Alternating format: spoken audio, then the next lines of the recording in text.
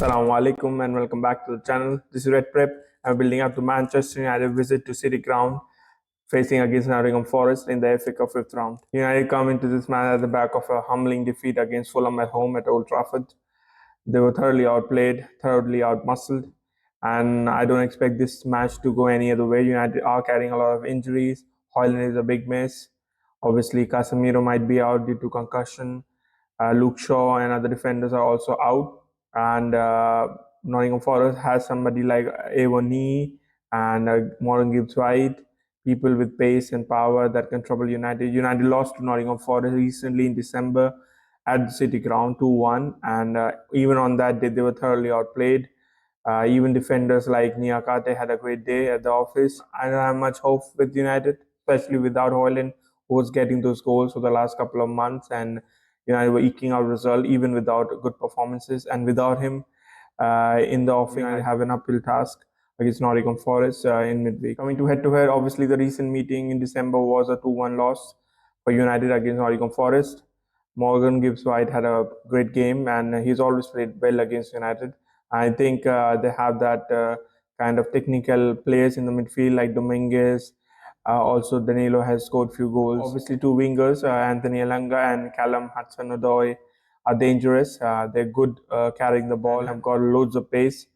Obviously, United struggle at the left back position because Victor Lindelof is filling in for Luke Shaw. Obviously, Aaron Wan-Bissaka is still out, so Dalot cannot play in that position. I think United will struggle even in this match against the likes of Hudson-Odoi and Elanga. Overall, in the FA Cup, United have 10 victories against their 2 victories, and even in recent head-to-head, United have won all games against Nottingham Forest except the last one.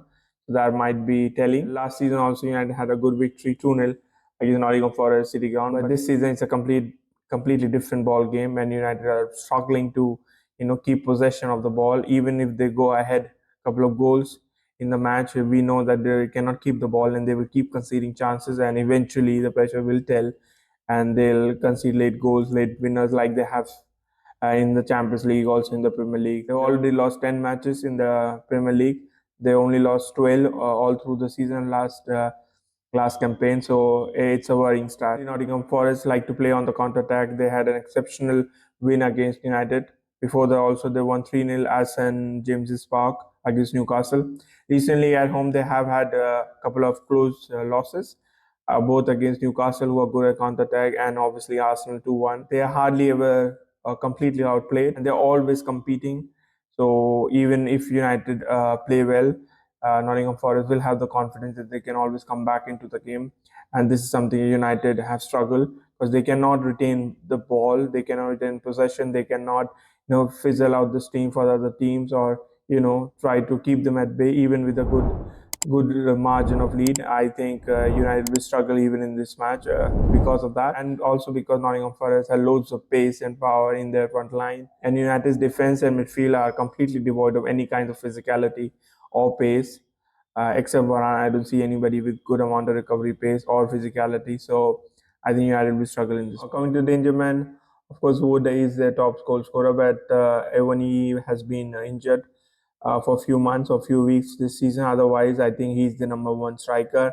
He troubled United at Old Trafford when he scored, when they scored 2 in first 5 minutes of the match. So I think Avoni will start, and he's also been in scoring form recently. So I think he'll start. Obviously, Anthony Elanga is their top assist maker.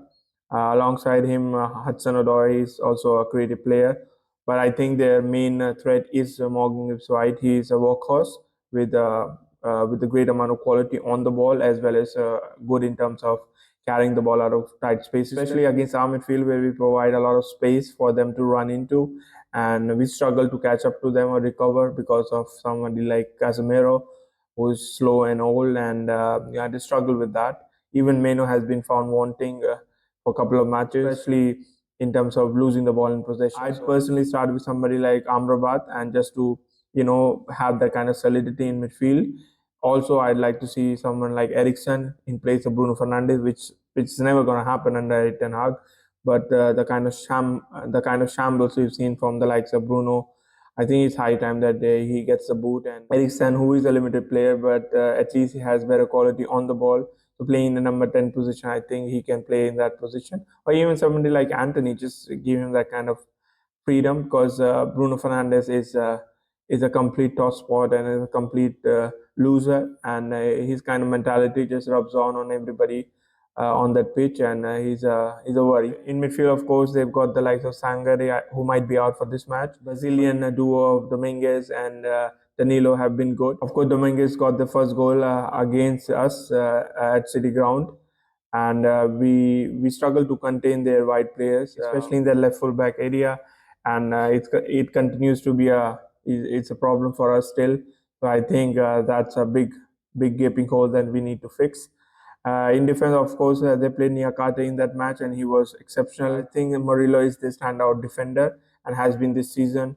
He's good at building from the back as well. Felipe has also played recently, and also somebody like Willy Bole is there in the ranks if need be. So they have plenty of options there. Ole Aina had a great game against us as fullback. I'm not sure he'll be fit enough for this match, but they have the likes of Nico Williams to fill in for that. They have threats all over the pitch, from the fullbacks to the wide players to the striker. I think United will have their hands full in this match. Let's move to the tactical board and break down the football lineup and prospective football structures for both the teams. Obviously, for Manchester United, since Casemiro has been declared fit, he'll continue in that position in midfield with Menu.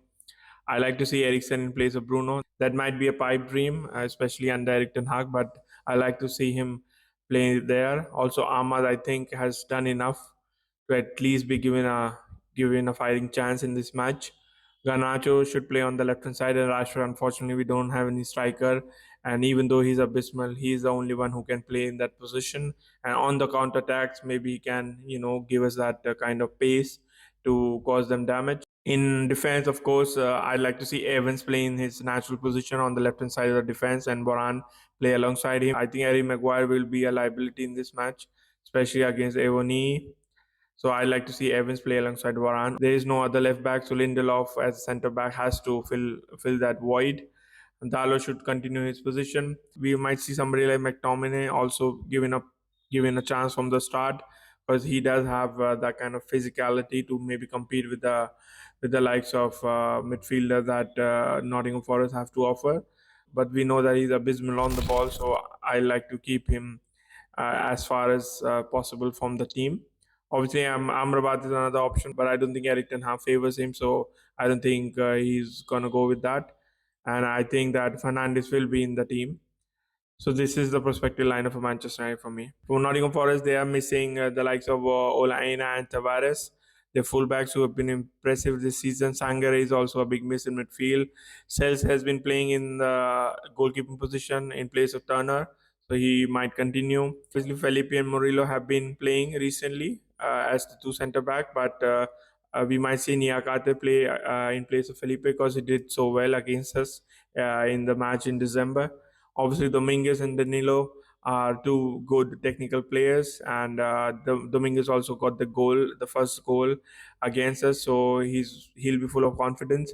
The wide players Alanga and Hudson-Odoi are great at stretching the opposition and provide the kind of rapier-like precision and incision in the wide areas. Alanga will trouble somebody like Lindelof, who will struggle to keep him in check, especially when he comes inside and try to get the shot off on the target. Of course, the biggest threat is Avoni, and behind him, Gibbs White, who's great at carrying the ball and linking a play from midfield to the attack. Avoni by himself is one of the more physically dominant striker in the league, and I think he can trouble somebody like Evans, even Varane. And if Harry Maguire continues, I think it'll be a lot of trouble for him, because A1E extremely quick and extremely strong, and he showed that at Old Trafford as well. So I think Nottingham Forest will be confident with the setup, and will try to keep the ball as much as they can, and hit us on the counter attack when they have the opportunity, or even go long. They have the wide players to deliver good balls and crosses into the box for someone like A1E, and gives White come into the box late. Also, Dominguez can do that and arrive late into the box and get the shot off and try to get goals against us. So I think it'll be a tough match for Manchester United. This is how I expect both the teams to line up. This is the last chance alone for Erik ten Hag. This week we play in the FA Cup fifth round. That is the only trophy we are playing for right now. And FA Cup still has teams like Liverpool and Manchester City, so it's not a given even if we progress from the fifth round that we'll go anywhere near the final. But it'll be a step forward anyway. We have the Manchester Derby on the weekend. Potentially, this could be the last week that Erik ten Hag is in charge of Manchester United. Of course, the rumors have been circling about Nagelsmann, who is obviously part of the German setup, the national setup. He'll be part of that for the European Championships, but he's been rumored to be interested for the job. Hansi Flick is somebody who's also rumored. Obviously, Tuchel's position is untenable at Bayern, and he'll leave the club in the summer, and he's a possible candidate for that position at Manchester United if Erik ten Hag gets a sack. By isolating this match, United will have to play out of their skin. They have picked up points and close for the victories over the last couple of months, but they haven't been convincing. And their luck ran out in the last match where they dominated throughout the match, and finally they equalized, but they conceded the goal on the counter, which is a problem always against United because we leave so much space in midfield, and a defensive line, especially with the likes of Harry Maguire and Victor Lindelof, is glacially slow. So I think Nottingham Forest will try to exploit that because we are not good at keeping the ball and absorbing pressure like that, and obviously we are also not clinical, and we hardly create anything apart from counter attack. I think it'll be a tough match for us, and I think Nottingham Forest are the favourites because they also won recently against us, and with a much stronger team than we'll be able to field this time around. So I think Nottingham Forest start favourite, but inshallah United can muddy the water and just make it a scrappy affair and got a victory with a goal on the counter attack if possible, and put enough bodies in the line of their goals so as to not concede too many goals. So that is, I think that is the only option we've got. Even if we somehow stumble to a victory, I don't think this had any kind of goes to the CV that Erik ten Hag has brought to this club, and his performances have been abysmal, and it's only a matter of time before he gets the boot. Inshallah, we'll be back with a Red Dissection episode after the match. Please join us for that. Until then, take care, do good, pray for Palestinians and all the oppressed people all across the globe. Assalamu alaikum.